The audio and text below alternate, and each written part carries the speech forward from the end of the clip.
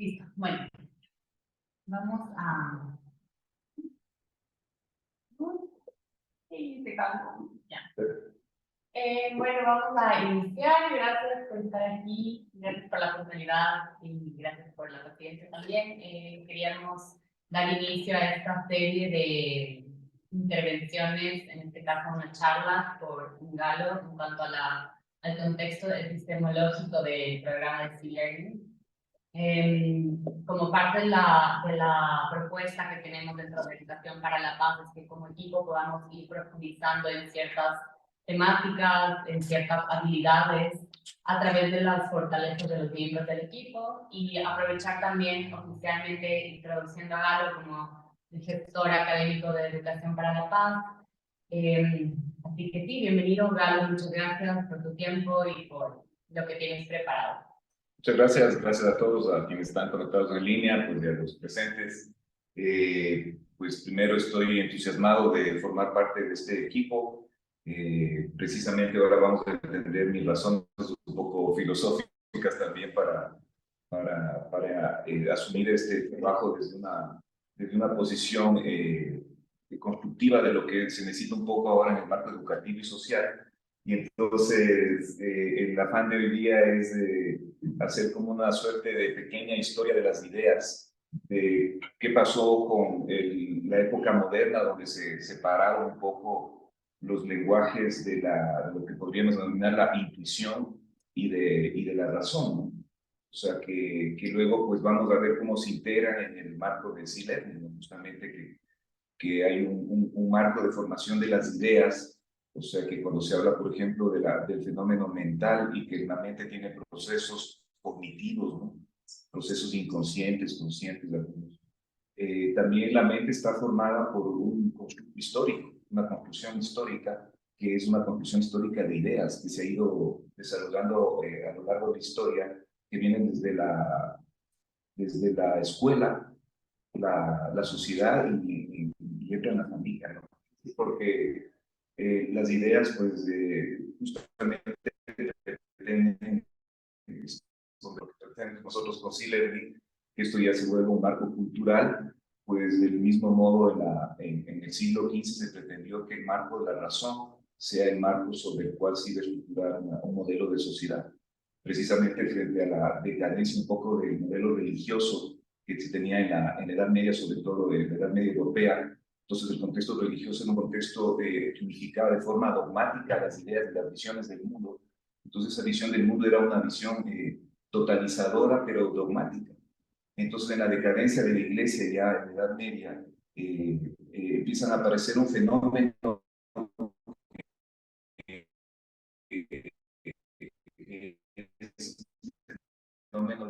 del pensamiento, y eso se llama un modelo esencial. Entonces, aquí hablamos de un modelo del conocimiento.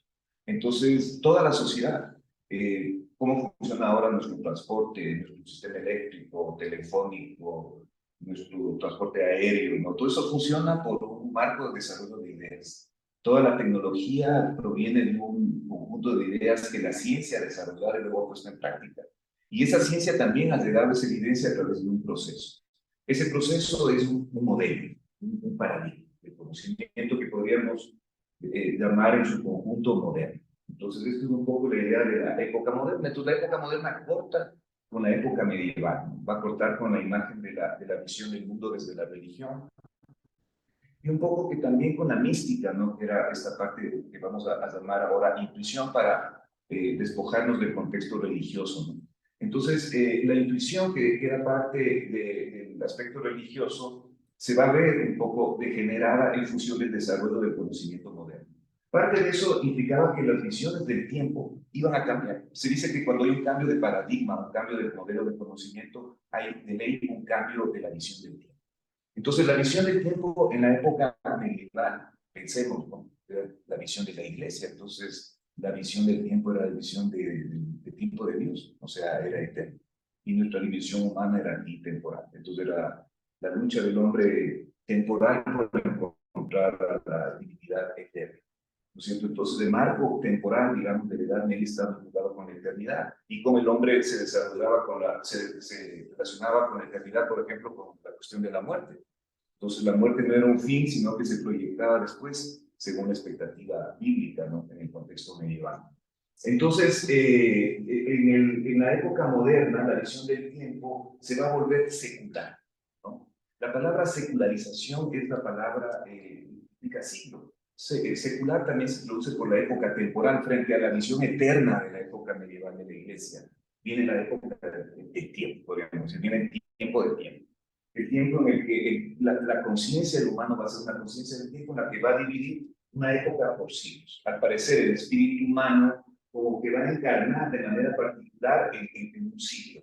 Entonces vamos a ver cómo la época moderna, que vamos a asignar a 5 siglos desde el desarrollo del Renacimiento, en el siglo XVI hasta el siglo XX, ha ido construyendo este proceso en el que se puede diferenciar un espíritu del tiempo que está dividido por siglos. Es sumamente interesante. Entonces vamos a ver cómo las ideas han ido encajando en cada época, en una suerte de historia de las ideas, y han ido construyendo esto que llamamos el proyecto moderno, en el que se va a separar la razón de la intuición. De ahí que podríamos decir que la época de la secularización o la modernidad sea la época de la racionalidad, de cómo la razón empezó de forma embrionaria y se desarrolla hasta la época actual que está vinculada con la tecnología. Llega al siglo XVI, puedes escribir adelante, por favor. Y hacia el siglo XVI tenemos el desarrollo de lo que va a ser el humanismo, ¿no? En la época antigua, medieval, se decía que era una época teocéntrica. El centro es Dios, el hombre importaba poco, era la figura divina. Aquí el fundamento va a cambiar, va a ser el fundamento del humanismo, porque los pensadores del humanismo, que venían desde la zona de Bizancio y luego van de Italia, ellos habían tomado la idea de los griegos y de los romanos, y el fundamento filosófico greco-romano era más humanista. Eso podemos ver en los dioses, ¿no es cierto? Los dioses griegos y los dioses romanos todos tienen forma humana, Venus, Marte, Júpiter, ¿no es cierto? En cambio, en la iglesia había una especie de impersonalización por un lado de Dios, o la personalización que luego van a matar, que es la figura de Jesús, ¿no es cierto? Entonces, el humano era además hijo de Dios, Jesús, ¿no? Entonces, como que era un humano diferente. Acá, en el siglo XVI, con el desarrollo del Renacimiento, se van a ir formando estas ideas humanistas. Y podemos tener uno de los padres del humanismo que va a ser Erasmo de Rotterdam.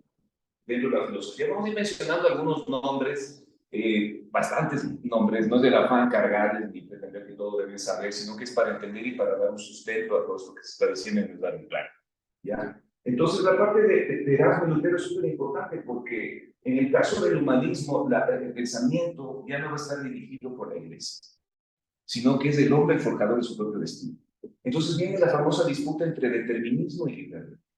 Entonces, Erasmo decía que sí hay un determinismo, pero que fundamentalmente lo que nos guía es el libre, que el humano es libre. Y desde esa perspectiva construyó Erasmo su filosofía. En cambio, Lutero, que va a ser el padre de la reforma protestante, lo que va a ser la visión del cristianismo que se va a transmitir en Europa, él va a decir sí, pero el hombre ya está determinado al cielo o al paraíso. Está determinado en la medida de que obre según dice la Biblia. Y la Biblia dice que el reino de los cielos está para el hombre que trabaja. Entonces el hombre que es trabajador en su vida, que lucha por ganarse el pan con el sudor de su frente, él está predestinado al cielo. Y este protestantismo decía, pues ya no es necesario que nosotros tengamos una institución como la iglesia, que se ha corrompido tanto, eso criticó Lutero, ¿no? Por eso pues, le separaron de la iglesia, ¿no? Y Lutero decía, no, la relación con el libro basta para yo construir mi dimensión de lo religioso, y no necesitamos de esta iglesia que gasta mucho dinero en las tumbas de los papas, ¿no es cierto?, en las abadías, y entonces viene una iglesia austera, ¿no es cierto?, que no tenía mucha carga religiosa, los sacerdotes podían casarse, es decir, una religión cristiana de dimensión humana. Entonces podríamos ver cómo en el siglo XVI empieza este embrión del desarrollo de la figura del hombre como centro, ya no un teocentrismo, sino un antropocentrismo, y la libertad y el modelo humano. Y podemos ver esto reflejado en el arte, pues seguir, por favor. En la pintura renacentista, una más, por favor, que es en este famoso cuadro que podemos ver de Rafael, de Escuela de Atene. Esto está en el Vaticano, se llama la Estanza de la Asignatura, y este es un cuadro que resume toda la historia antigua, están todos los filósofos, es súper bonito porque los filósofos están en las posturas de su pensamiento, incluso sintetiza toda una parte de la humanidad, donde están los seres humanos, pues ahí no vemos ningún dios. Los dioses son figuras esculpidas, ¿no? Están Atenea y el otro, está Atenea y el otro es Apolo. Apolo y Atenea están como escultura, y de abajo todos son humanos. Y las proporciones son humanas. Ya se rompe con la idea del arte antiguo, ¿no es cierto? Donde está la Virgen cargando el niño, un niño desproporcionado, una Virgen medio alargada, no hierática se llama, ¿no? Que no tiene profundidad. No hay la idea de la que sería la parte de la perspectiva para dar a las figuras un aspecto como ya anatómicamente perfecto. El humano es la medida de todas las cosas en el siglo XVI. Entonces empieza el modelo que podemos ver reflejado en la filosofía, en el humanismo, pero podemos ver reflejado en el arte, ¿no es cierto? En este caso Rafael y toda la escuela renacentista, y podemos volver hacia el anterior, y también en la ciencia, si vamos al anterior, en la figura de Copérnico. Copérnico va a ser el que va a cambiar el esquema de la visión del cosmos. El cosmos en la Edad Media se veía geocéntricamente, la influencia de todo en relación a la Tierra. Por eso era el reino de la astrología, cómo nos influencian los astros, ¿no es cierto? Entonces, el centro era la Tierra. Copérnico va a cambiar y va a decir, no, tomándose ya de Platón y de los alejandrinos, va a decir, no, el centro no es realmente la Tierra, sino es el Sol. Y ese giro, que se llama el giro copernicano por Nicolás Copérnico, de la misma época, siglo XV, siglo XVI, va a ser un cambio en la visión del mundo. Entonces, el humanismo, la reforma protestante como una visión de la iglesia humana, la pintura con dimensiones humanas y el giro copernicano, esto va a marcar el inicio, el embrión de lo que se llama la modernidad, ¿no es cierto? Podemos seguir con la siguiente. Bueno, aquí no les voy a saturar con esto, es cómo funciona un poco la distancia de la asignatura. Es interesante pedagógicamente, si quieren, porque esto es una habitación dentro del Vaticano y el observador es David, ¿no? Y este sería como el hemiciclo, ¿no? Donde están los distintos cuadros. Se podría ver, pero no vamos a demorar mucho. Tengo aquí cada uno, ¿no? De las explicaciones donde está la ciencia, los sacramentos. Entonces, estudiar ahí, chévere, ¿no? Viendo cuadros, pintura, las posturas de los filósofos, dice su pensamiento. Entonces, como para estudiar años en ese salón, ¿no? Entonces, eso ya hay muchas investigaciones del simbolismo de estos cuadros. Entonces, los pintores renacentistas eran muy filósofos. De ahí todavía la pintura está ligada a la filosofía.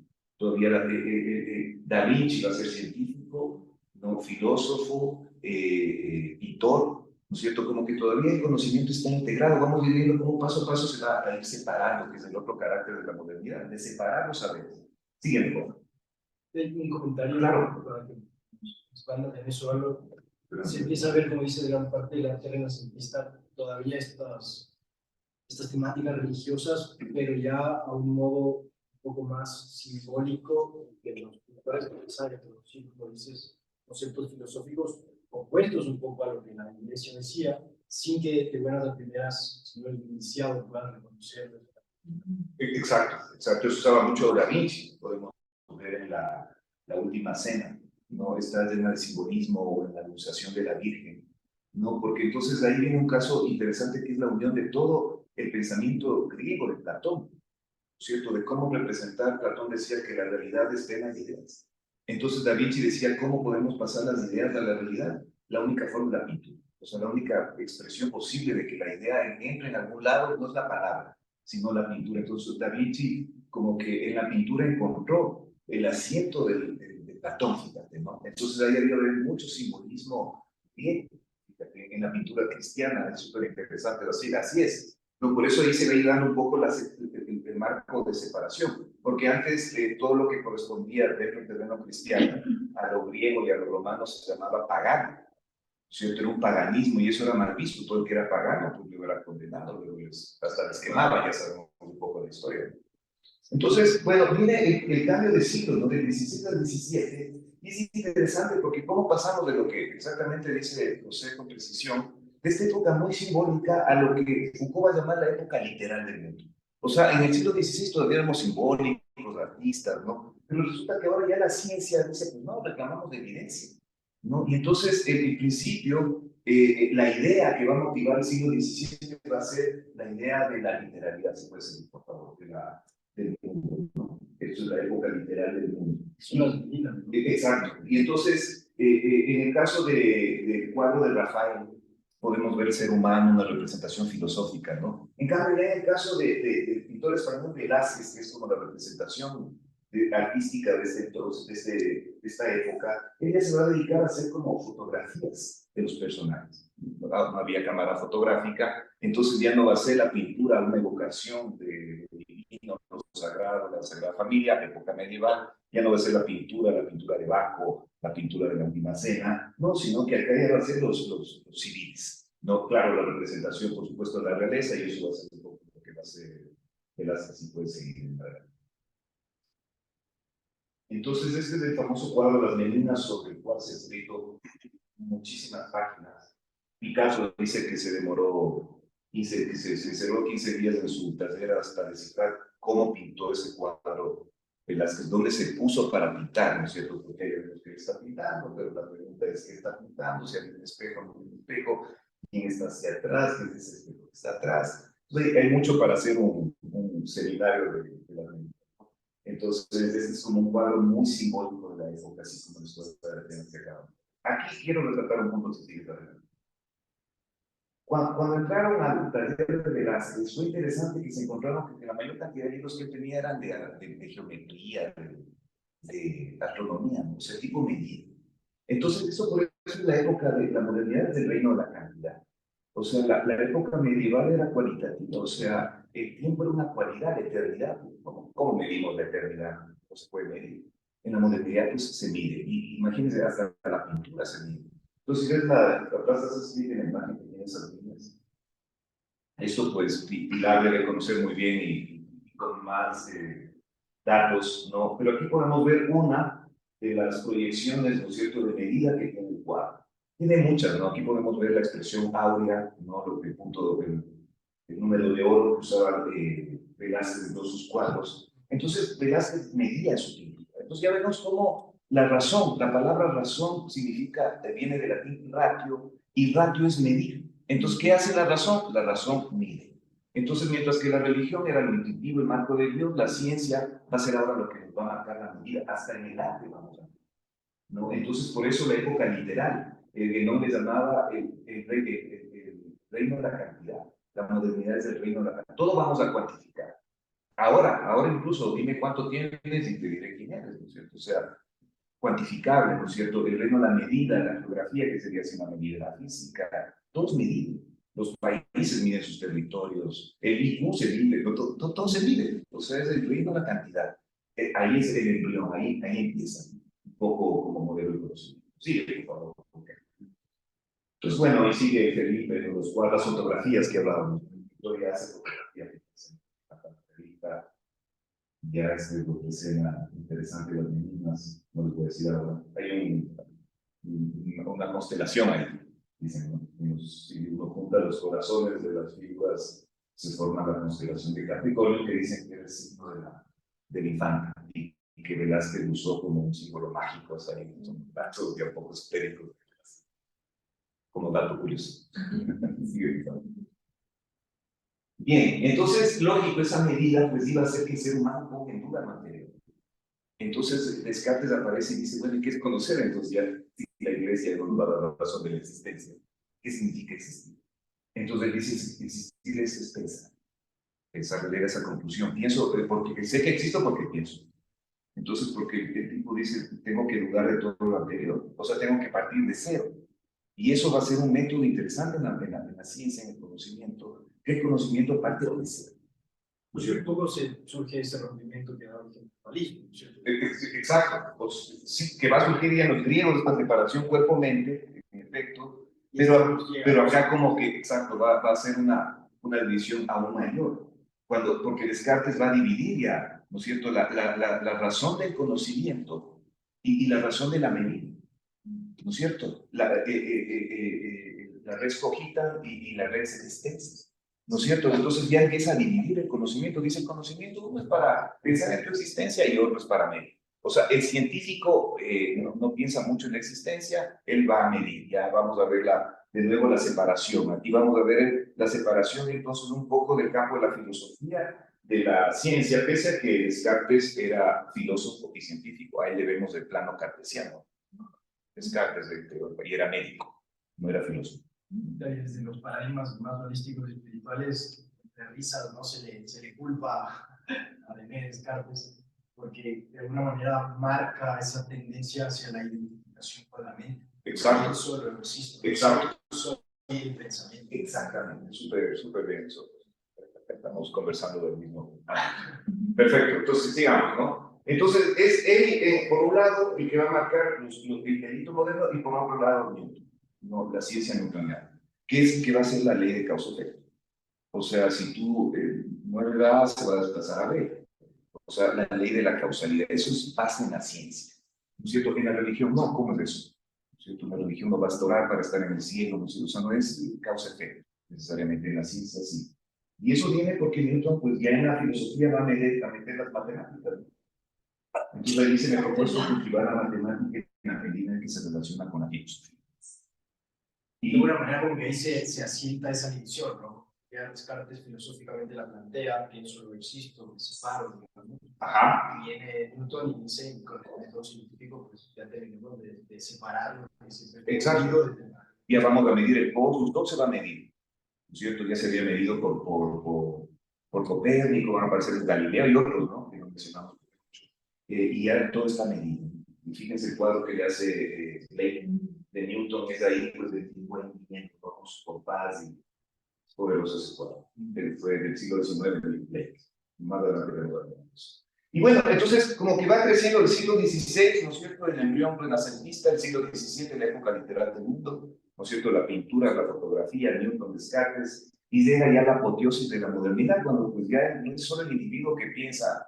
Descartes decía la razón es Dios, no sé, quien alcanza la razón alcance a Dios. Y dice, bueno, pero o sea, no basta con tener la razón. ¿Qué hacemos con la razón? O sea, hay que hacer algo con la razón. Claro, hay que cambiar la sociedad. ¿Cómo cambiamos la sociedad? A través de la libertad. Porque hasta ese tiempo seguía la iglesia oprimiendo el conocimiento. Seguía pues como la autoridad. Y la iglesia no solo daba autoridad al conocimiento, sino a los reyes. Los reyes estaban... Y hasta restringido, ¿no? Por supuesto, exacto, limitado. Entonces, pues aquí viene la época de lo que se llama la ilustración. Entonces, o el iluminismo, el Aufklärung, que dicen los alemanes, que va a dar origen a la enciclopedia. ¿Qué es la enciclopedia? ¿No es cierto? La razón embrionaria. Entonces ahora dicen, pues ahora tenemos que entender las realidades de la razón. Antes entendíamos desde Dios, ¿no es cierto? Desde los elementos, Aristóteles veía el origen del movimiento, pero antes se decía todo viene de Dios. ¿De dónde vienen las enfermedades? De Dios. ¿Ya? Entonces aquí no, todo vamos a ver desde la razón. Entonces la enciclopedia va a ser una forma de ver el mundo a través de las luces de la razón. Una persona ilustrada, un enciclopedista, es el que mira el mundo a través de la luz de la razón. Y el que mira la luz a través de la razón se libera del tutelar, es libre.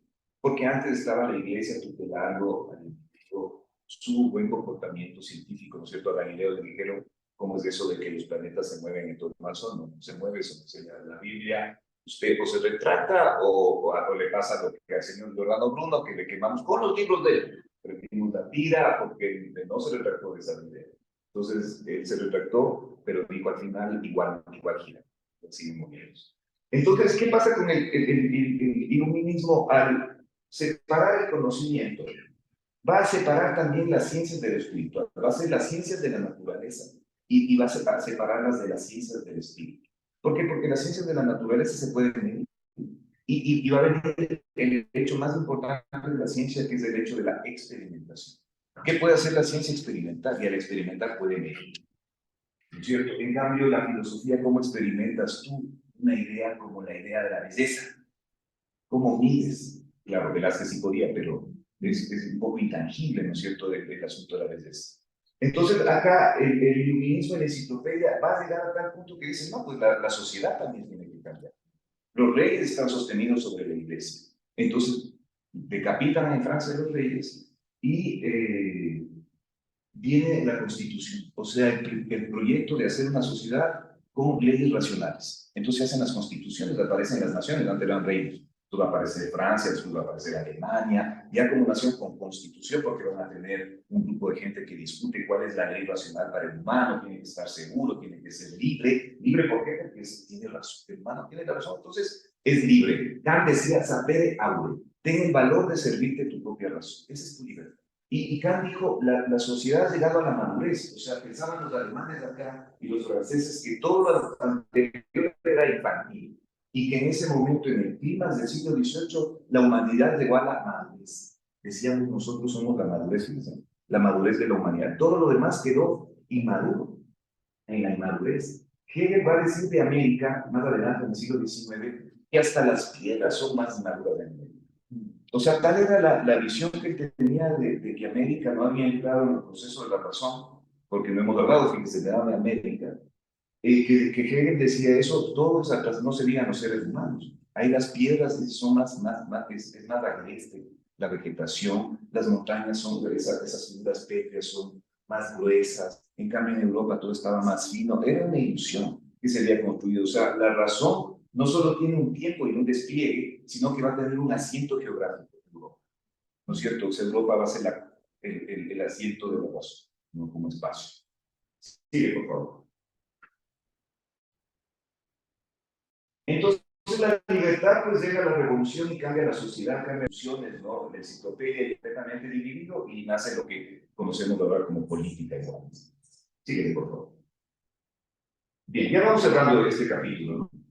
En el siglo XIX, en cambio, ya pues muchos pensadores se cuestionaron eso.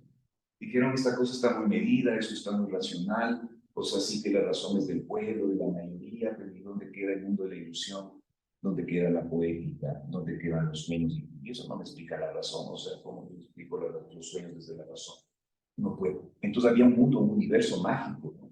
Fabuloso, imaginario, que la razón no daba cuenta. Y entonces los individuos también se empiezan a cuestionar eso, y entonces nace lo que se llama el romanticismo. Donde que hace el romanticismo y dice, vamos a recuperar la intuición, vamos a recuperar el mundo de los sueños, ¿no es cierto?, frente a la vorágine de la razón que nos llevó a la Revolución Francesa, porque los revolucionarios mataron a tantos, decapitaron en la guillotina como el mismo rey, en nombre de la razón. Entonces, en el siglo XIX, pues, el ser humano ya no va con la razón para afuera a conocer el mundo, sino que va a una dimensión interior. Y eso es un poco lo que va a pasar en el siglo XIX, por el lado de estos románticos, ¿no?, que van a su mundo interior. Pero en el caso del conocimiento, la ciencia se va a volver práctica, ¿no? Por un lado, el ser humano se recoge hacia adentro y por otro lado, se lanza al desarrollo industrial. Siglo XIX, sí, por favor, es el desarrollo de la época industrial y el hito del progreso. Dime, Perdona que te corte. No, o sea, era la era del cardiocentrismo, ¿no? Luego vamos a la época del encefalocentrismo. Y ahora, como ahorita estamos como retornando o uniendo esas visiones, exactamente, ¿no? Porque está volviendo a hablar del corazón, de la paz, de la inteligencia emocional, estamos como volviendo un poco a lo que se... De acuerdo, o sea, justo eso vamos a llegar. O sea, hay que ver esta separación para volver a ver esta unidad, un cambio del conocimiento, del modelo. ¿Ya? Entonces esto tiene su historia. Entonces, si sigues más adelante, creo que está el cuadro. Entonces aquí fíjense, mientras vimos el cuadro de la escuela de Atenas, ¿no?, los seres humanos claritos, la figura humana, la anatomía. Luego vimos Velázquez, ¿no?, casi fotógrafo de la pintura. Luego vimos de la Revolución Francesa, sigue el humano, pero aquí ya no hay ninguna persona. ¿No es cierto? Este es un cuadro de William Turner, es fabuloso. Este refleja el espíritu de la época del siglo XIX. Es un tren, ¿no?, atravesando un puente en lluvia, ¿no? Es un cuadro hermoso. Entonces, aquí vemos cómo pues, la tecnología, ¿no?, la velocidad, el vapor, el progreso, pero el humano no está. El romántico era así, el cuadro romántico era volver a la naturaleza. Hemos perdido la naturaleza, volvamos, ¿no? Acá teníamos, por ejemplo, Troya, pintor de Troya, de Cuenca, pintaban paisajes de por ahí, indígena, montando a caballo, por ahí chiquitito, ¿no? Los grandes paisajes, el famoso alemán Caspar David Friedrich, no sé si está el hombre ahí parado, viendo el horizonte, que es la típica imagen de espaldas, ¿no? Esa es la imagen del hombre viendo la naturaleza, ¿no? mucha naturaleza, los paisajes de todo el otros donde son bloques de hielo por el norte de Europa. Entonces, retorno a la naturaleza por el lado interior y por el lado exterior el desarrollo científico-técnico de la velocidad del tren. Entonces, la razón se vuelve práctica. ¿No es cierto? Antes la razón nos llevó a la libertad de la revolución, siglo XVIII, a construir estados, sociedades racionales, divididos del poder, hay un presidente, una asamblea, la separación de los poderes, todo es racional. ¿Ya? Ahora esa razón pues se va a volver científico-técnica y Europa se lanza a la industrialización. Sigue. Este es uno de los pocos cuadros donde Van Gogh, por ejemplo, pinta un tren. Un poco, son más de la onda de la naturaleza, ¿no? Pero ya vemos ahí atrás como el tren, ¿no? Como el símbolo del progreso. El mismo tren que en el siglo XIX usaron los colonos ingleses para matar a millones de búfalos, ¿no? En los mismos trenes, ¿no? Y a los indígenas de Estados Unidos, en los mismos trenes les mataban así, ¿no? Entonces, ese mismo desarrollo fue destructivo en otras geografías. En el siglo XIX, mientras se desarrollaba el tren en industria, las grandes industrias, los procesos industriales, la mecanización, la producción en línea, también se planeaba el neocolonialismo, ¿no? Cómo conquistar África, cómo conquistar Asia, cómo llegar a Japón, a la China, ¿no? O sea, la razón ya no solo estaba ahí, quería expandirse, ¿no es cierto? Modelos racionales por el mundo. Entonces, el Asia no era medio religiosa, el África era medio mágica, entonces Occidente quiere llevar también razón, fíjense, ya no se queda, diga, Pero eso también es bastante naturaleza humana, ¿no? Expandirse. El expandir. Exacto. El buscar la razón, el buscar un significado el entender. Ajá. Eso da una necesidad humana. Totalmente. Lo interesante es cómo esa necesidad cambia con el paso del tiempo. No está fija, eso es lo interesante, ¿no? Que la razón no es algo fijo, sino en movimiento. Las ideas tampoco evolucionan o reevolucionan, digamos, ¿no? Que es un poco lo que estamos en una reevolución. Ahora, exactamente, un proceso de expansión. El Islam también se expandió, el cristianismo se expandió, todos los chinos se expandieron, ¿no? Es natural eso. Digamos, bien, entonces vemos que el humano se pierde, pues, y entonces ahí viene a preguntarse el humano y dónde está el humano, ¿cierto? O sea, en el siglo XX, frente al desarrollo industrial, niños trabajando en industrias, ¿no? Niños, debe el desarrollo industrial de Europa, el europeo que cómodamente siente los metros de ahora, debe esa comodidad a miles de niños que trabajaban esclavizados en las fábricas. En el caso del Ecuador, igual, un poco en el siglo XX, las fábricas de telares aquí hacían trabajar a niños indígenas, ¿no? Y eso regresa, ¿no? Porque ahora se vive en otros lugares. Exacto, por eso se habla de un neofeudalismo. Fíjate, en China trabajan los niños, en la India. Exacto, exactamente. Y son poblaciones extremadamente grandes. Exacto. ¿Por qué? Porque fíjense que en el éxito del desarrollo industrial, entonces la gente dijo, bueno, pues hay éxito industrial, además de medicina, entonces la sociedad se triplicó la población. O sea, los países europeos de finales del siglo XIX, inicios del siglo XX eran 3 veces más grandes. Y la producción agrícola ya no era plan, o sea, para Inglaterra ya no era negocio pues, producir trigo, esas cosas, lo traían de afuera. Ellos tenían que estar científica y técnicamente bien, con la ilusión de una sociedad del bienestar. Pero para sustentar esa sociedad del bienestar y para poder desarrollar la ciencia y la técnica, tuvieron que valerse de las colonias. Se sabe que Newton escribió sus ensayos en barcos mercantes de negros, ¿no? O sea que la ciencia también tiene un trasfondo negativo, ¿no? Que históricamente también se forjó así, por despojo, ¿no es cierto? Vemos aquí cómo América no entra, se está casi salida del panorama del desarrollo de este conocimiento. Entonces, aquí, con el existencialismo, podemos ver cómo esta pregunta que se hicieron los filósofos, ¿qué es vivir? ¿Qué es el hombre? ¿No? Y aparece una ciencia, van a decir, bueno, ¿qué es el hombre? El desarrollo de la ciencia dice, ¿cómo entendemos al ser humano? ¿Ser es racional? Hegel dijo así, todo es racional. Toda la realidad es racional, no solo el humano. Toda la realidad es racional. Entonces, escucha, todo es racional. el humano es solamente racional. Vamos a otra cultura. Durkheim se va a a estudiar a Australia, de Polinesia, y encuentra que el mundo es racional. ¿Dónde está el mito? ¿Cómo entendemos las sociedades míticas? Los europeos empezaron a viajar, Humboldt, las misiones geodésicas, empezaron a darse cuenta de buen salvaje, le decían, ¿no? Iban a América, iban a África, eso también piensan.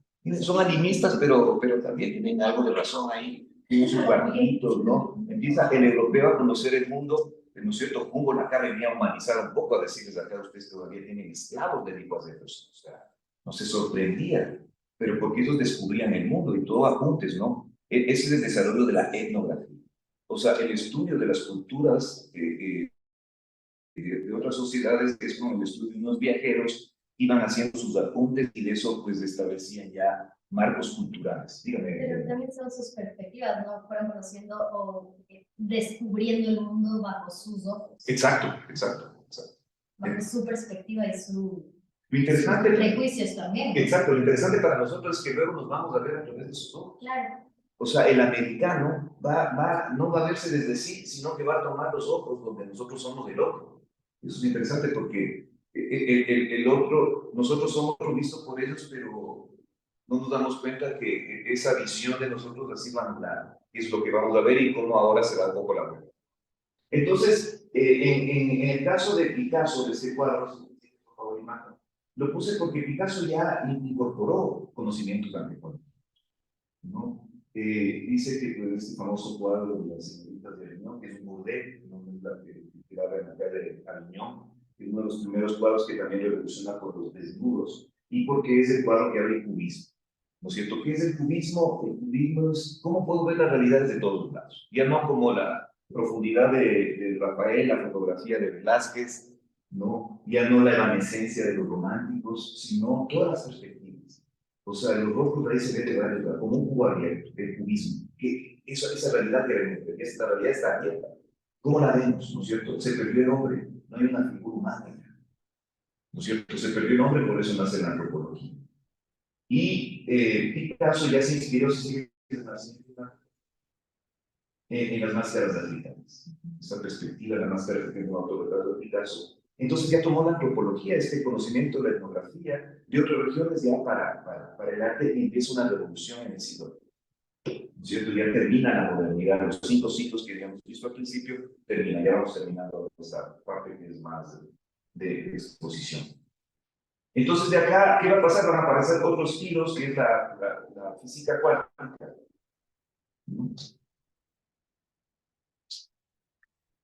Y si le sigues, y la relatividad.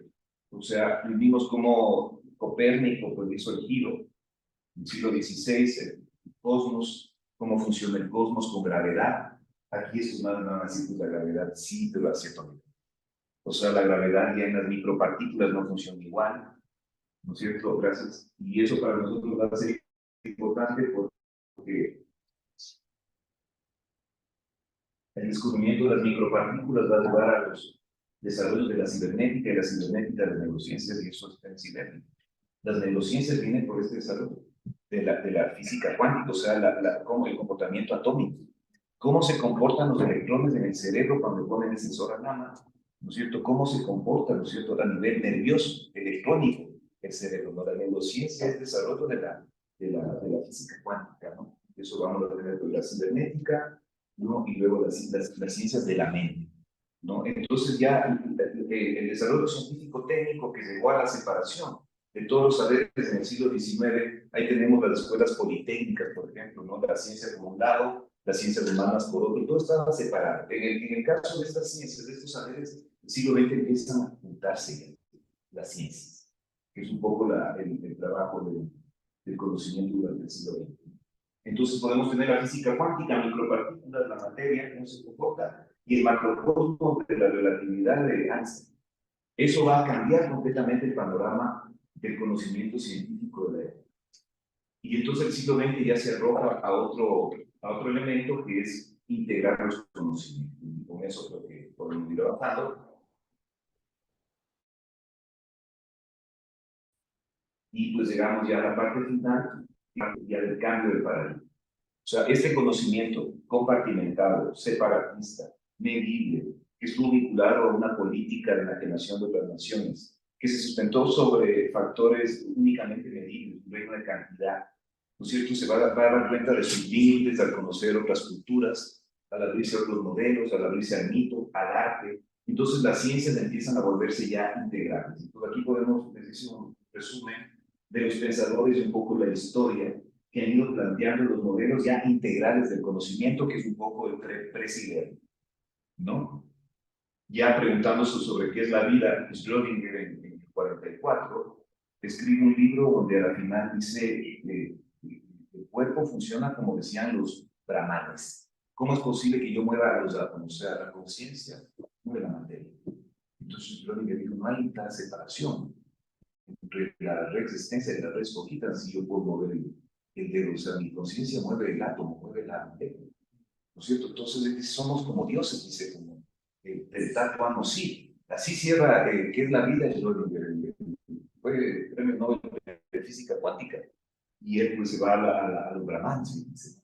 Empieza a unir la religión, que se separó en el siglo XV a la ciencia, ¿no? Porque esta religión pues, ya va a ser vista más allá de la fe y se va a ver el conocimiento.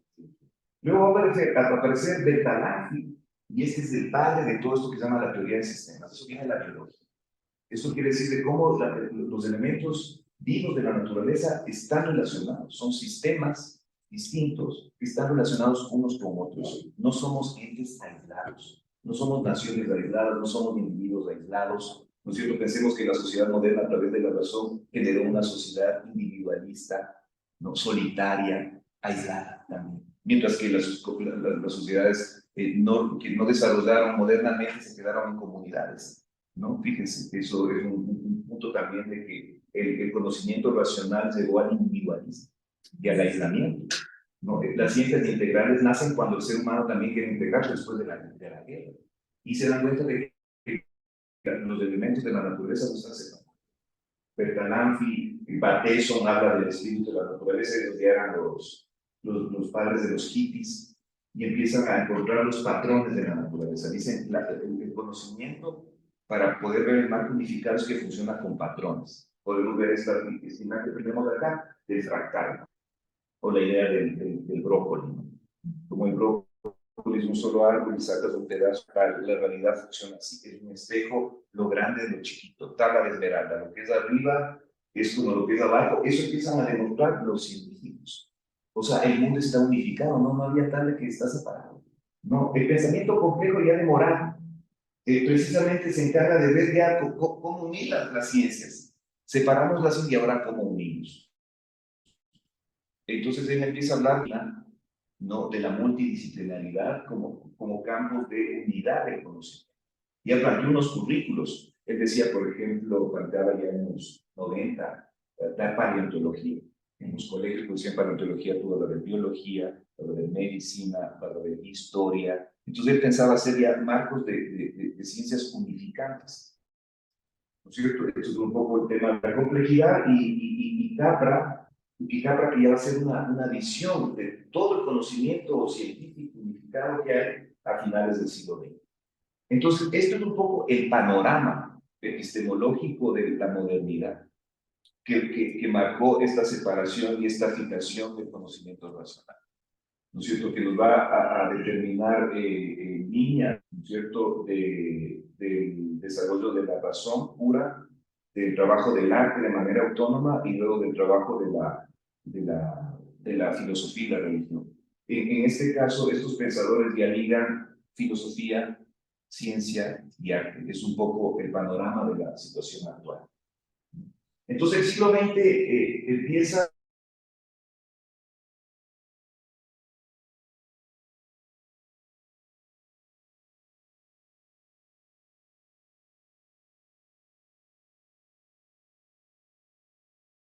empiezan a darse cuenta de que los saberes tienen que también ir a Occidente.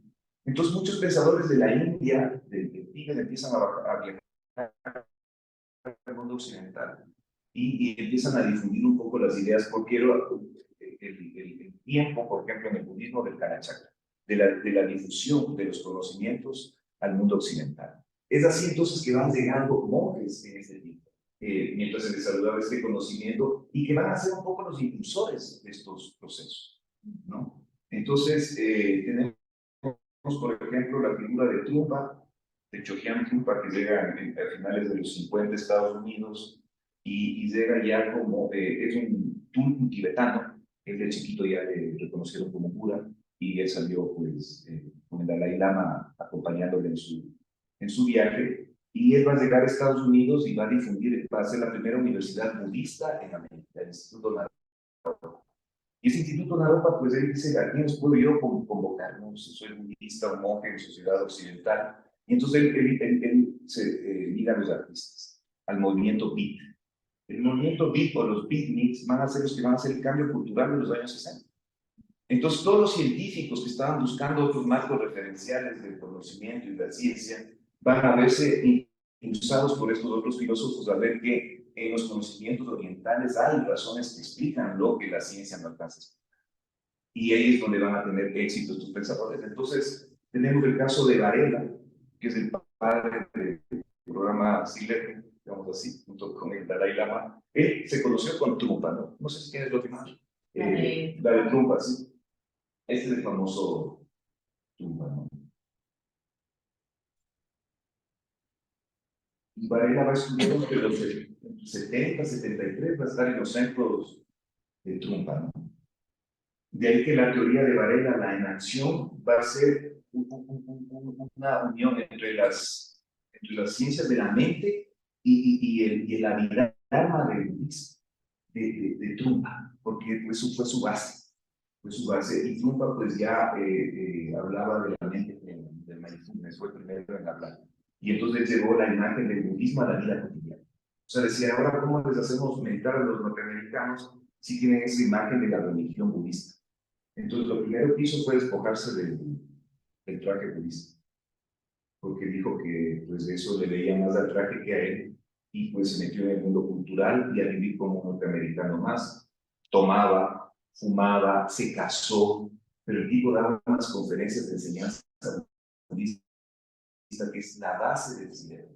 O sea, toda la primera etapa del Siddhartha, de lo que es la parte de la conciencia, la desarrolló Trungpa. Y todos los científicos que vemos ahora que se han desarrollado, Capra, el mismo Varela, Maturana, han sido discípulos de una de estas líneas de meditación. Kabat-Zinn también. ¿Perdón? Kabat-Zinn también.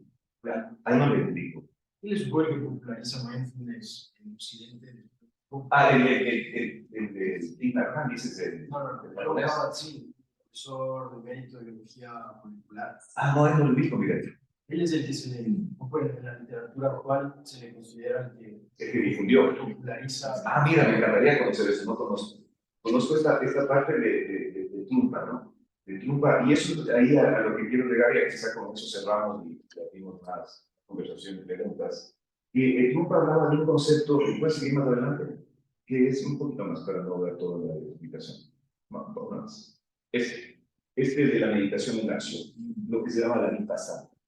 ¿No es cierto? Que un poco la imagen que se tiene del meditador es de un hombre que se aísla a meditar ahí, se sienta y no mira su respiración y todo. Y eso dentro de la conciencia occidental es un poco difícil porque nosotros no somos culturalmente una sociedad que medita de forma natural. Y entonces eso para Trungpa decía es un problema, o sea, no puedes dar un meditar si es que culturalmente no meditan. Entonces él habló de esto de la meditación en la acción, que era tener conciencia plena en la vida cotidiana. Entonces lo que él hizo es llevar todos los conocimientos psicológicos del budismo a la vida cotidiana del norteamericano. Entonces decía, ¿cuándo meditas? Puedes meditar cuando te vistes. No sé, cuando te vistes de la mañana, tú no estás vistiendo a un individuo. Decía, tú estás vistiendo al guerrero shaman. Porque la idea de Trungpa era crear una sociedad iluminada en el mundo secular, en el mundo moderno. ¿No es cierto? Entonces la meditación en la acción era la alternativa. ¿No es cierto? Meditas cuando comes, no meditas cuando caminas, cuando vas en el auto, cuando fumas, cuando tomas, cuando tienes sexo. Todo es un motivo de meditación si estás tú en la presencia auténtica que da. Y la presencia auténtica es el mindfulness, ¿no? La presencia plena, la atención plena. O sea, si uno hace atención plena, uno puede ver cuando el albañil está luciendo la pared, está en atención. ¿No es cierto? Y eso es magnético, ¿no? Esa meditación que él tiene en la pared. El jardinero en el jardín tiene una meditación. ¿No es cierto? Entonces Trungpa, por ejemplo, va a difundir el Ikebana. El Ikebana es este arte japonés de las flores, porque decía en eso hay una meditación, por eso decíamos en el cine proponer esto de hacer jardines con escolares buenazos. ¿Por qué? Porque el cultivo, dice el budismo, el que cultiva se cultiva. ¿No es cierto? Entonces, el que aprende a cultivar, aprende a cultivarse, ¿no es cierto? Cuidar una plantita es como cuidarte a ti mismo. Las profes de primaria ya saben hacer, ya son mindfulness, ¿no? Muchos profes, porque dicen, oye, aquí viene el crecimiento y estar atento, cuidar, ¿no es cierto? Esta idea de cuidado, de atención, he visto en algunos colegios, yo lo veía a una chica cargando un bebé de plástico fuera de la clase, ¿no es cierto? O sea, estas experiencias te hacen tener un bebé para que sepan lo que es cuidar un bebé y se cuiden. Sí, eso se iban llevando en la guardia que estoy, les mandaban un bebé por los 3 días y yo tenía que cuidarle y también el pañal y así. Eso es... También creo que crea un sentido de autosuperación, ¿no? O sea, de que yo sí puedo, o de que yo estoy haciendo esto y esto es mi trabajo, semilla, esto es lo que yo estoy aportando. Exacto. Esto es exacto, entonces te hace también sentir como que parte del organismo cotidiano. Excelente, eso, fíjate que es justo la parte de lo que llaman los sistémicos, los focos, ¿no? El triple focus. Exacto. O sea, un foco soy yo, ¿no es cierto? La atención sobre mí mismo, mis emociones, ¿no es cierto? La autocompasión, que dicen, ¿no? El segundo foco, el contexto social en el que vivo, o sea, porque también andamos dormidos sobre el mundo, o sea, no estamos atentos a los demás. Hay Ekman, ¿no? Poder reconocer las emociones. Eso te digo a mí como, cuento, ¿no? Como profe, el reconocimiento facial de las emociones es muy útil. Y son técnicas muy básicas que sirven para los profes, que son inmediatas, ¿no? En esta idea de meditar también en la atención al otro. Estoy atento al otro, en cómo mira, en su rostro, en su postura corporal. O sea, aprender a estar atentos, ¿no es cierto? Entonces, estas técnicas las podemos decir que primariamente las manifestó Trungpa, evidentemente con un conocimiento que es expandido en todas las técnicas budistas, ¿no? O sea, los budistas llevan eso al arte de sus templos, de sus casas, ¿no? O sea, todo un contexto unificado. ¿Cuál es el triple foco entonces? Yo, el otro Y el contexto sistémico, la naturaleza. Es como los 3 dimensiones. Exacto. Personal, social. O sea, se basa, y dice el mismo libro, en los 3 focos, ¿no? Entonces, esto es sistémico, ¿por qué? Porque no está aislado. Porque antes le educabas al individuo, pero ¿qué importa la relación con los demás? En el sistema de la educación competitiva, como dice, ya decía esto Krishnamurti, lo que hace es anular al otro, porque estás compitiendo. ¿No es cierto? Eso no es una educación sistémica, porque la educación sistémica es una educación de colaboración. Entonces, mi compañero es un colaborador en mi conocimiento, no estoy compitiendo con él. Entonces, fíjese, hasta los sistemas de evaluación deberían cambiar, porque el sistema de evaluación es sobre un mérito de excelencia. Excelencia, salir, es el que sale, ese es uno. No podemos democratizar la excelencia, no. ¿Cómo hacemos? O sea, si excelente es el que se sale de los demás, no podemos ser todos excelentes. Algunos tendrán que no ser tan excelentes. ¿Y qué hacemos? Excluimos, marginamos. No hay cómo. O sea, la educación de excelencia es una educación competitiva y la educación competitiva no fomenta paz. Hay mucha incoherencia y sumo un poquito porque Amelia se graduó cuando salió ahorita de quinto y estaban todos los papás de los diferentes paralelos de ella y nombraron a las personas como los niños que mejor les iban en el colegio. Supuestamente tienen programas de educación emocional que traen de Estados Unidos con el nuevo dueño que compró el colegio. Hicieron parar a 5 niños y todos aplaudiendo porque como si estuviera excelente y yo salía diciendo, ¿y los otros qué pasa? Entonces, qué incoherente todavía que hay en colegios que implementan programas de educación de inteligencia emocional y siguen siendo incoherentes porque siguen promoviendo la competencia y lo que dices tú. Entonces, a mí me encanta decir justamente porque es bien coherente. Es que va a la base, fíjate, porque el otro, pues sí, tú puedes implementar una técnica de inteligencia emocional. Hay muchas que ya están en práctica en la escolaridad, en muchos aspectos, pero el sistema, la unificación es lo que todavía no se ve. Porque entonces en ese sentido deberíamos incluso pensar en la disposición de las aulas, ¿no es cierto? ¿Por qué? Porque el aula debe ser un espacio que fomente la meditación plena. Ahora, claro, si nosotros vamos con este discurso único a los profes y no tenemos ninguna base científica, pues también van a decir quién está diciendo. Pero todo eso está medido, que es de donde viene el otro, ¿no es cierto? Y ya cosas toma mucho tiempo, además, ¿no? Si vamos a los descubrimientos de la física cuántica, son tienen 400 años de antigüedad. Ah, claro. Todavía las ciencias clásicas de hoy en día, incluida la medicina cuántica, todos los integrado. Exacto. Nos quedan, ahora no tanto tiempo, pero un par de generaciones más hasta que veamos realmente esa coherencia ya metida en Tantas vueltas que no damos, ¿no? Tan Sí, simple la es que, esencia, ¿sabes? Creo que ahí vamos también muy viendo el tema de qué es lo innato en el humano, ¿no? Entonces es el competir, el querer ser excelente en algo, la autosuperación, el querer tú tener algo, ¿no? Tuyo, construido por ti. Y nos toca como reaprender, ¿no? Porque son cosas que tal vez aprendimos pero están mal. Y es el reaprender a cómo aprender. Exacto, claro, y el sentido común, que es lo que más falta. Hay muchos médicos y estudiantes Harvard que lo que más le falta es sentido común y es incoherente. Exacto, ¿y qué pasa si es que no caemos en esas instituciones, por así decir? ¿Qué pasaría entonces ahí con la humanidad? ¿Qué pasaría con el aprendizaje? Tal vez hasta sería mucho más tranquilo y de una manera mucho más, no sé, bonita, pintoresca, más linda. Trumpa llama eso la sabiduría innata. Por eso es que estos saberes son innatos. O sea, la modernidad enajenó un poco a lo alocó. Lo alocó, por eso escribe Víctor Frank, el hombre en la búsqueda de sentido. O sea, le quitamos el sentido al hombre. Sí. ¿No es cierto? ¿A dónde voy? O sea, a destruir al otro. O sea, yo tengo éxito, pero a costa del fin. ¿No es cierto? Entonces, ese es el punto del famoso yo también. ¿No es cierto? El yo moderno es un yo un poco negativo. O sea, podríamos decir que el yo antiguo era permeable. Es como un círculo punteado.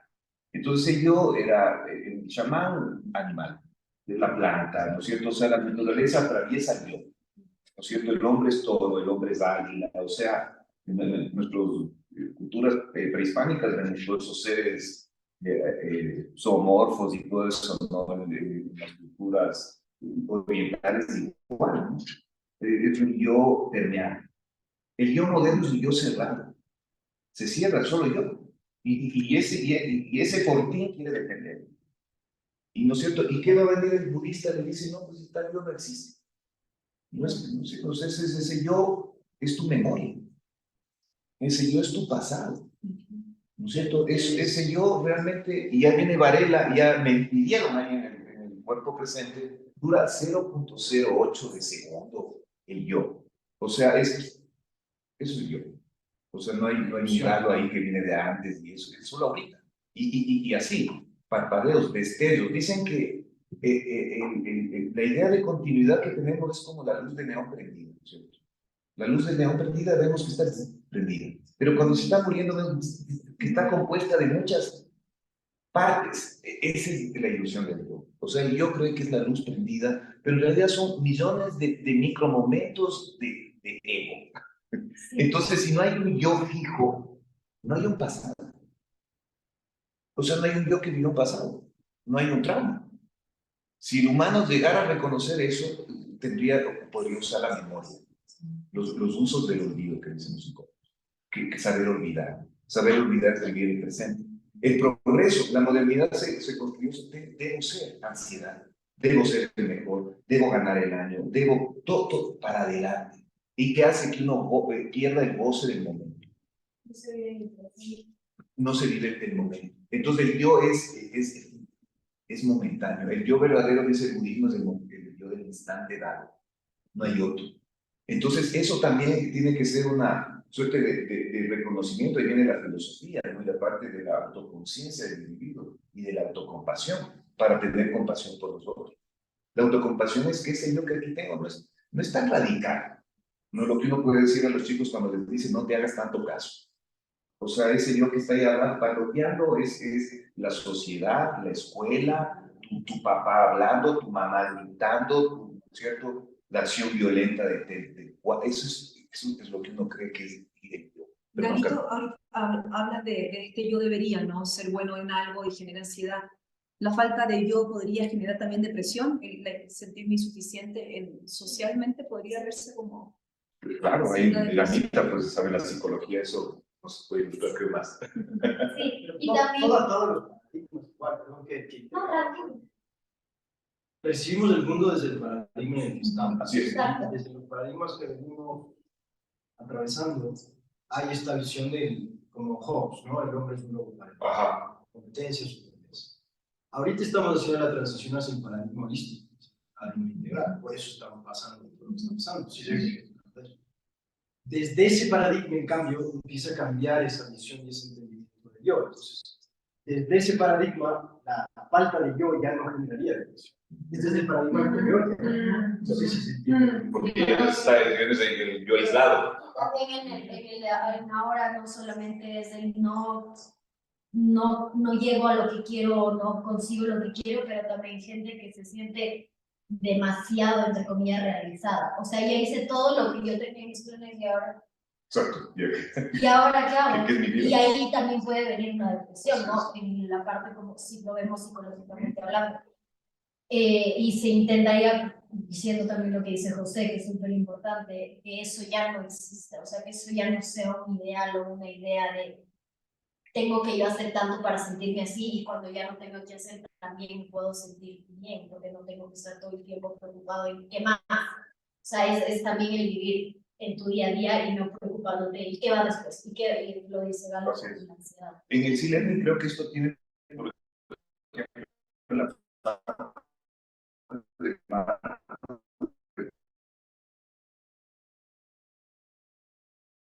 conocimiento todo, ¿no? Mi vida, no.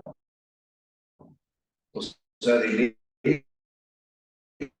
el conocimiento es social, ¿no? No puede ser individual, es falso eso de que yo conozco solito y aislado. No, entonces esto, el conocimiento, la cooperación, el saber como cooperación es súper importante, ¿no? En el trabajo en equipo. Y también porque somos seres de comunidad, no somos seres individualistas, somos seres sociales. Exacto, hay un meme que me encanta que dice ego, entonces el hombre está al centro y alrededor están plantitas y animales. Y está la otra visión que se llama eco, al centro no hay nadie y el hombre es parte del circuito. ¿No es cierto? Es un poco lo que llama Capra la ecología profunda. ¿Qué es la ecología profunda? Es, o sea, que el mundo es un mundo globalizado y requiere respuestas globales. No puedes tú dar respuestas parciales para un mundo global. O sea, respuestas nacionales para un mundo globalizado no encaja. Por eso C-Learning es una respuesta global, porque hemos detectado la crisis humana, social actual, que es desde China, en Grecia. Le contaba ayer a un amigo que vive en Paulo VI, en Macas, él vive ahí con los Schwartz, vive con los Schwartz, y le contaba esto de C-Learning, y dice, ya escriben, porque gente que le cuenta, dice, ya carga, ya. Sí, todo el mundo luego como Sí. que y eso es bonito porque sí le causa ese como que deseo de querer hacer, al menos en tu propio nicho chiquito de personas, o sea, ay, tal vez sirva con mis papás, o sea, tal vez sirva así, y es bonito porque así deberían hacer el cambio global, ¿no? Claro. Desde tu propio nicho pequeño. Claro, o sea, dicen que por eso la revolución empieza por uno, todo hacer cambio. Y eso es un poco, que es el otro elemento también como entusiasmo, ¿no? Para los chicos, de los jóvenes, los niños, esto de ser gestores del cambio. Eso es súper chévere. Incluso para los profesores. O sea, si tú le dices a un profesor, o sea, ¿qué es la parte de lo que sí les llama el compromiso? O sea, ¿con qué está comprometido el profesor? El profesor está comprometido consigo mismo. Está comprometido con la pereza, con el cansancio, con la decadencia, con el trago, con las emociones destructivas. Exacto. Entonces, pero el profesor tiene vocación. Entonces, estos sistemas, pues yo creo que pueden reentusiasmar al profesor. ¿Por qué? Porque le va a dar su rol social, que es, pues, o sea, yo puedo aportar al mundo. O sea, en mis manos está el poder ser un agente de transformación. ¿Cierto? A otros, el ingeniero, difícil que cambie. Pueden también, pero el profesor tiene todo. También muy bonito, ¿no? Porque recuerdas el que te trajo ahí, ¿no? Ahí en un principio, que es esto. Exactamente, exactamente. Entonces, ves que es fundamental el profesor recupere su aporte al mundo, digamos, ¿no? Sabes que lo hablo acá porque José también sé que ha trabajado con laboratorios de Pago y ahorita yo también estoy haciendo cosas con ellos y es increíble todos estos cambios de paradigmas, cómo se están encontrando, porque hablando de una farmacéutica, por ejemplo, que los hemos tenido contactos con ellos, que ahorita estén hablando de salud preventiva. Por ejemplo, me invitaron a un evento donde hay un psiquiatra súper tradicional y está la otra área que son la mía, ¿no? La de yoga, la de caminar descalza por el jardín, levantarte a meditar, y me decía la de Babu, ¿cómo hacemos para que no se genere este cambio de paradigma con los oyentes, las personas que van a participar? Y le decía, se tiene que notar. O sea, se tiene que ver que hay un cambio de paradigma, pero que una farmacéutica y muchas empresas están buscando el cambio, yo creo que es parte de esta transición y no hay que juzgar, porque hay que entender que ellos vienen haciendo lo que otros venían haciendo durante años y están como haciendo un rol que dura un par de años, pero estas empresas han tenido muchos años y le van a quedar. Entonces, yo creo que abrazar estos cambios, pero siento que se necesita conocimiento. Necesitamos que haya expertos hablando de estos temas para justamente las empresas o entidades públicas o privadas que están buscando estos cambios porque no saben de dónde partir. Y entonces, como no tienen conocimiento nuevo, vuelven a lo anterior. Entonces, necesitamos ahorita más que nunca, yo creo, posicionarnos bien parados, como se dice, para que se genere el cambio. Porque si no estamos en esos lugares, o sea, si yo no hubiese decidido trabajar en el mundo empresarial o también como José, ¿quiénes están llevando esta información al mundo empresarial? Y si no hay esta información, ¿qué seguimos haciendo? Lo mismo que estaban haciendo antes. Entonces, yo creo que así se va como rompiendo estas paradigmas antiguos, ¿no? Claro, y yo, yendo a lo que dijo Galo, o sea, retomando lo que dijo Galo, la parte científica, el avalúo científico que tiene que ser es muy importante, porque lamentablemente en toda esa historia y en toda esa recapitulación de historia que hizo Galo, llega un punto también en la sociedad en donde este tipo de cosas se empiezan a demonizar, a poner, es que son los hippies, es que la droga, es que no, y es que sí pasó, y es verdad, y eso hizo que toda esa parte de oyente que es tan enriquecedora y que sirve tanto, se vaya para abajo. De burla, Claro, que se fumó ella cuando exacto. uno anda, ¡ay, qué lindo el día! Que se fumó, porque No, burla. exacto, y va mucho en esa parte también social y cultural, ese se construyó a la mente de las personas que esto está mal, porque en este momento lo que pagaba y lo que te hacía vivir era trabajar en las corporaciones, era tener un trabajo posiblemente en una farmacéutica, era ser vendedor de Xanax y que vivan los antidepresivos y que viva y era ¿por qué? Porque eso era la revolución en ese momento y al otro se lo tomó muy por debajo porque no tenía un avalúo científico tan grande como el que ahora se está dando. No, y falta de conocimiento. Yo no sé si es tanto falta de conocimiento, sino yo creo que es también la resistencia que pone la gente a conocer algo que no está socialmente aceptado.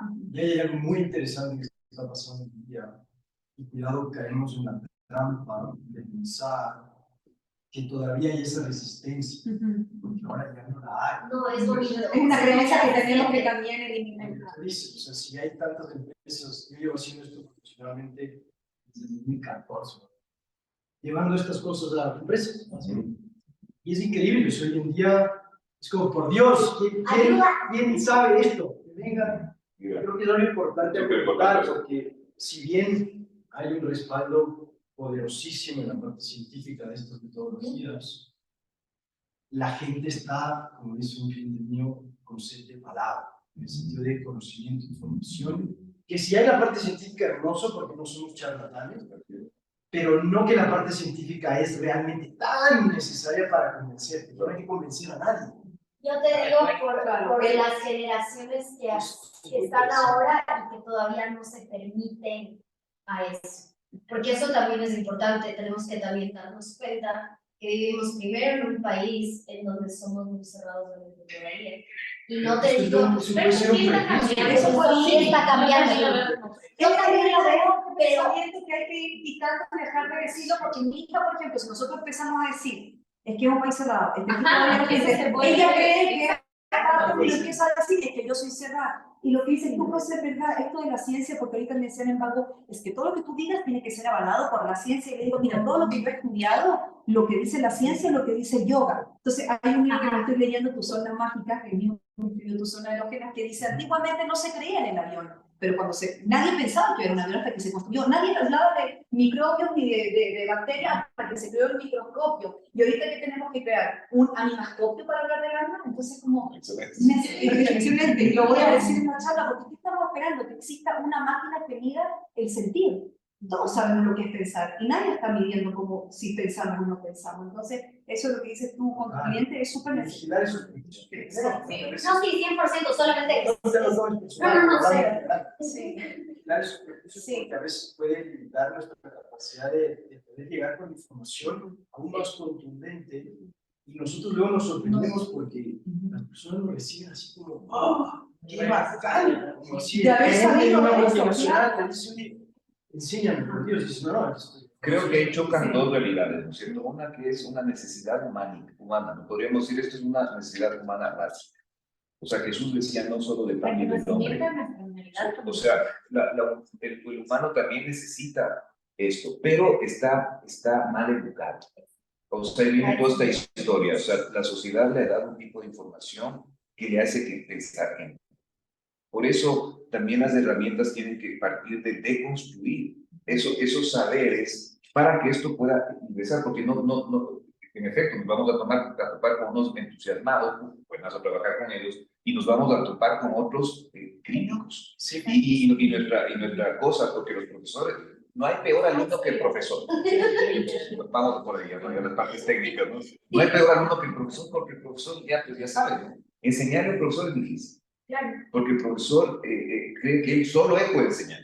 Y lo otro que cree que lo que él sabe es ya lo Es eso y es. Exacto. Entonces, por eso planteamos acá, y ya para empezar a hablar un poco, a concretizar, en la parte de lo que queremos hacer ya como equipo, tomando toda esta cuestión, es hacer un diagnóstico. ¿No es cierto? ¿Qué tiene que hacer el profesor? Un diagnóstico, porque el diagnóstico le va a permitir ver la enfermedad. ¿No es cierto? Seas creyente o no en el asunto, al hacer la crítica a la educación mundial, a la educación regional y cómo ves el sistema educativo y a ti mismo dentro del proceso, ¿no es cierto? Vas a diagnosticar que hay esa crisis, ¿no es cierto? Es como el paciente, y tú, el paciente que tenemos, nosotros tenemos la medicina, es una medicina universal, ¿no es cierto? Se aplica en Esmeraldas, en Moshuar, en México, en Rusia, donde quiera. Se aplica esto como una medicina universal. Entonces ahí tenemos la posibilidad de nosotros ofrecer el sistema como una forma de cura, ¿no? Entre comillas, ¿no? Entre comillas, porque sí es cura, pero al mismo tiempo de sanación del sistema, ¿no es cierto? O sea, el C-Learning topa, o sea, nos podrían decir, bueno, y en este punto, no, aquí también, hemos visto, ¿no? En la parte de la ciencia está, en la parte del arte está, en la parte de la psicología está. O sea, podemos esto argumentar por todos lados. Entonces, de ahí que tomar en cuenta esto sea importante para entusiasmar a los profesores en ser los gestores de cambio. Segundo, tomar en cuenta su función y su rol, que es parte de poder hacer un diagnóstico de su propia realidad. Habiendo hecho el diagnóstico, entonces se va a notar cuál es el panorama del conflicto y ahí es donde nosotros podemos actuar. ¿No es cierto? Por ejemplo, hablaba con una gente de Esmeraldas y me dice, bueno, acá, ¿qué otro espacio más preciso que poder aplicar en Esmeraldas, donde están zonas de violencia? Vimos la efectividad del proceso en el Tuluá, ¿no es cierto? Ahora ya sabemos lo del sistema nervioso flexible. ¿Qué quiere decir? Que tú le entrenas a las células nerviosas, haciendo determinadas prácticas en poco tiempo, tu cerebro va a ser empático, tu cerebro va a ser más autocompasivo. Entonces ahí vemos que estos sistemas, además de poder curar la enfermedad social, individual, humana, al mismo tiempo nos permiten tener planes de proyección, es el hacia dónde, ¿no es cierto? Y eso es un poco la sociedad de paz, la educación para la paz, y el profesor en eso, o sea, que él mismo se sienta que puede ir a multiplicar esto. Yo creo que ese realiza esto que decía algún pensador de ser una sociedad espontáneamente docente, donde el docente siempre puede enseñar en función de estas cualificaciones, ¿no? Entonces, un poco esto del marco epistemológico, chicos, tenía esta finalidad como de también justificar el rol que vamos a tener ahora en este proceso para entender un poco cuáles son las necesidades de los educadores y la importancia de la deconstrucción del conocimiento para la reconstrucción o la reeducación que dice Reino de la Fertilidad de la Humanidad, o sea, hay que reeducar a prisa, y esto es rápido. Esto vemos que está teniendo además unas proyecciones, hablábamos el otro día con los de México, eso se multiplica rapidísimo, o sea, es un efecto dominó, cae una moneda, una pieza y empiezan a caer por todos lados. Entonces, eso es interesante, de ahí la importancia entonces de fortalecernos como equipo, de empezar a hacer un trabajo más sostenido, de empezar, esta es una puesta en escena de un miembro más, yo soy un miembro más, por supuesto, pero cada uno de nosotros vamos a tener que hacer esto en función de las experticias para poder hacer laboratorios de las distintas temáticas y también empezar a plantear dentro de nuestras áreas las proyecciones del CIDER. Eso es un poco la idea de este marco contextual epistemológico, y un poco motivarnos, dar cuenta de que lo que estamos planteando es un cambio social, ¿no? Es un cambio individual, social y humano, se lo Sí. Entonces, esa era un poco la idea, chicos, ¿no? Entonces, nosotros queremos ya para la próxima semana, en la medida de lo posible, tener ya un plan, tener el plan, porque pues ya queremos empezar pronto con los profes, pues, y ya vamos a tener estos talleres que a mí me encanta para podernos ver este fin de semana ya pues en las prácticas concretas. Y pues eso es un poco la idea de lo de hoy, chicos.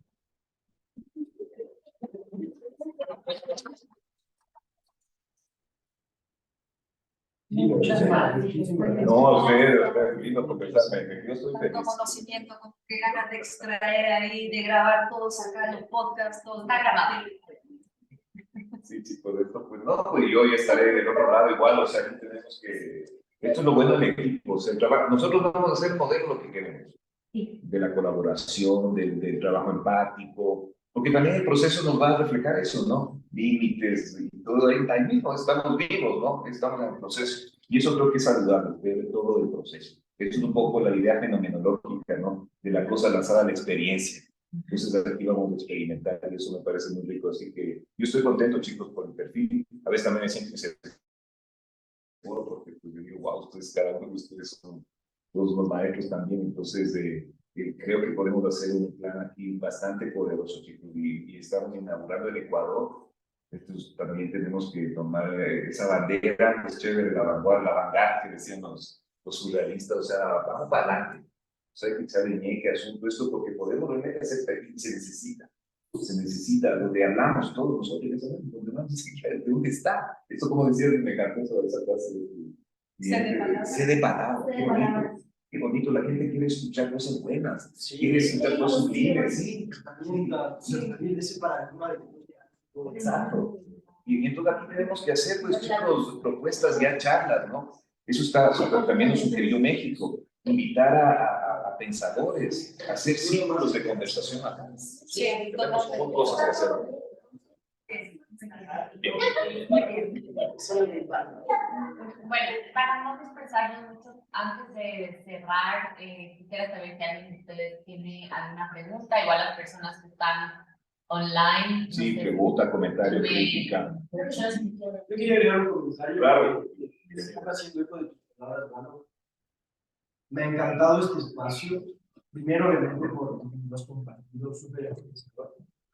Y segundo, porque de alguna manera empezamos ya en estas interacciones a conocernos un poco más de todo, de las personalidades, y reconocer el paso que tenemos. Porque mirando a nuestro alrededor, o sea, tenemos un paso. O sea, realmente, esto es power. Eso es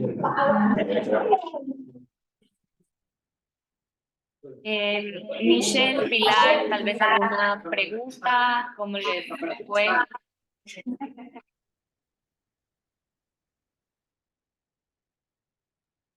Hola. Yo no tengo ninguna pregunta, pero estuvo súper interesante. Gracias por la presentación. Chévere, Michelle, gracias.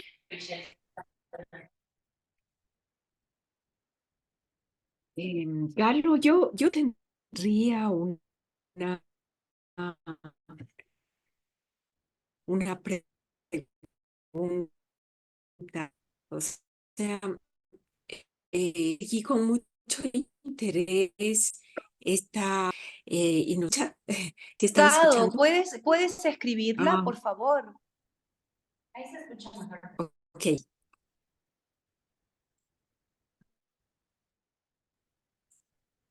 La escribo.